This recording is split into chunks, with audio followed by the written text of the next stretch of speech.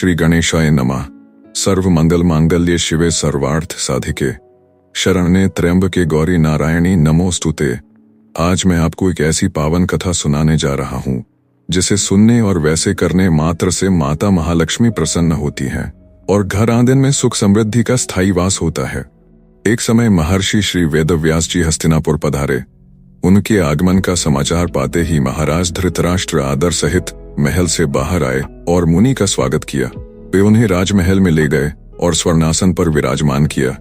तत्पश्चात रानी गांधारी और माता कुंती ने सादर उनके चरणों में प्रणाम किया और चरणोदक से पूजन कर उन्हें प्रसन्न किया। जब पूजन संपन्न हो गया तो माता कुंती और रानी गांधारी हाथ जोड़कर विनम्रता से बोलीं, हे महामुनि, आप त्रिकालदर्शी हैं, सब कुछ जानते हैं। हम आपसे प्रार्थना करती हैं कि हमें कोई ऐसा सरल व्रत बताइए जिससे हमारे परिवार में लक्ष्मी का सदा वास रहे, हमारे पुत्र पौत्र सुखी रहें, राज्य समृद्ध हो और सबके जीवन में कल्याण का मार्ग प्रशस्त हो। व्यास जी मधुर मुस्कान के साथ बोले, हे देवियों, आपने अत्यंत उत्तम प्रश्न किया है। संसार में धन, वैभव और ऐश्वर्य का मूल कारण महालक्ष्मी ही है।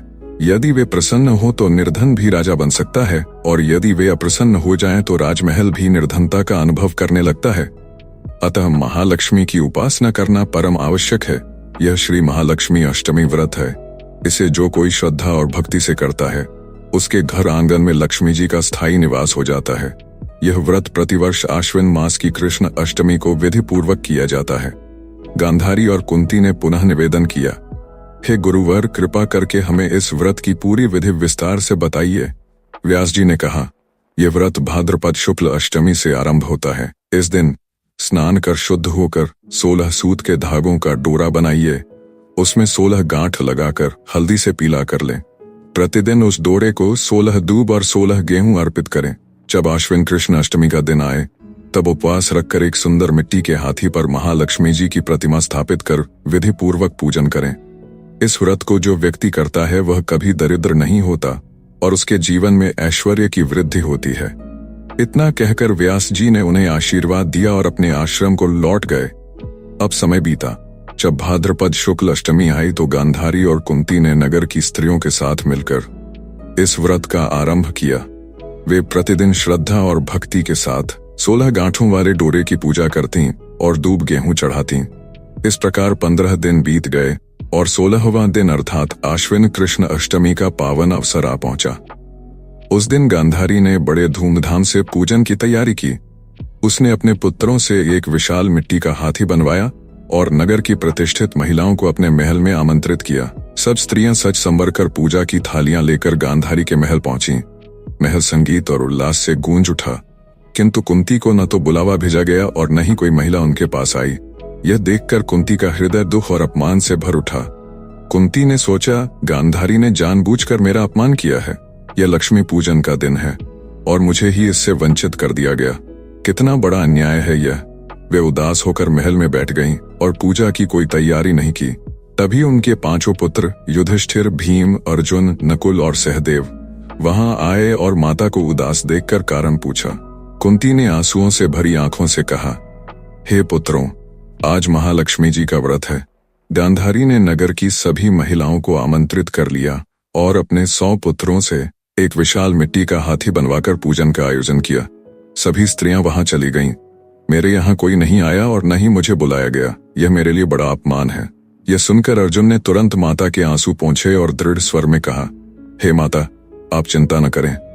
यदि गांधारी ने मिट्टी का हाथी बनवाया है तो हम स्वर्ग से इंद्र का ऐरावत हाथी पृथ्वी पर बुलाएंगे। आप नगर में घोषणा कराइए कि कुंती के महल में स्वर्गीय ऐरावत हाथी का पूजन होगा। कुंती ने तुरंत नगर में नगारा पिटवा दिया।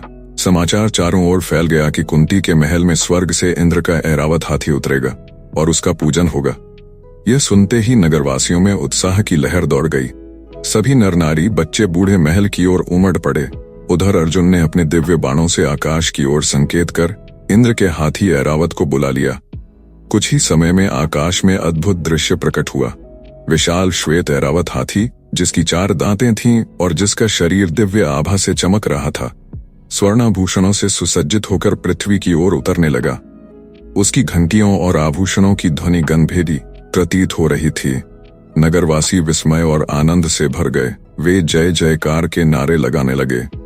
कुंती के महल में रंग बिरंगे चौक पुरवाए गए, रेशमी वस्त्र बिछाए गए और स्वागत की भव्य तैयारी की गई।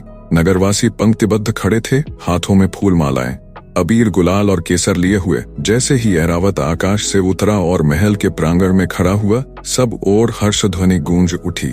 राज्य पुरोहित ने विधिपूर्वक ऐरावत पर महालक्ष्मी की प्रतिमा स्थापित की। वेद मंत्रों की गूंज से वातावरण पवित्र हो गया। नगर की सभी महिलाएं वहां उपस्थित हुईं। उन्होंने 16 गांठों वाला डोरा देवी को अर्पित किया और अपने हाथों में बांध लिया। सभी ने श्रद्धा और भक्ति के साथ महालक्ष्मी का पूजन किया और सुख समृद्धि की कामना की। ऐरावत को विविध प्रकार के पकवान अर्पित किए गए और यमुना का शीतल जल पिलाया गया। नगरवासी उस दिव्य हाथी को देखकर मोहित हो गए। पूजन के बाद महिलाएं मधुर स्वर में भजन गाने लगीं। मंजीरे और ढोलक की ध्वनि के साथ संगीत गूंज उठा। संपूर्ण रात्रि महालक्ष्मी का जागरण हुआ। ब्राह्मणों को ससम्मान भोजन कराया गया और दक्षिणा स्वरूप स्वर्णाभूषण, वस्त्र और अन्न प्रदान किया गया। सब ओर भक्ति और आनंद का वातावरण छा गया। दूसरे दिन प्रातः काल राज्य पुरोहित ने वेद मंत्रों के साथ महालक्ष्मी की प्रतिमा का जलाशय में विसर्जन किया। तत्पश्चात ऐरावत को सम्मान पूर्वक विदा कर पुनः इंद्रलोक भेज दिया गया। नगरवासी इस दिव्य उत्सव को देखकर आनंदित हो गए। सभी ने स्वीकार किया कि सच्ची श्रद्धा और साहस से लक्ष्मी जी की कृपा अवश्य मिलती है। माता कुंती का अपमान अंततः गौरव और प्रतिष्ठा में बदल गया।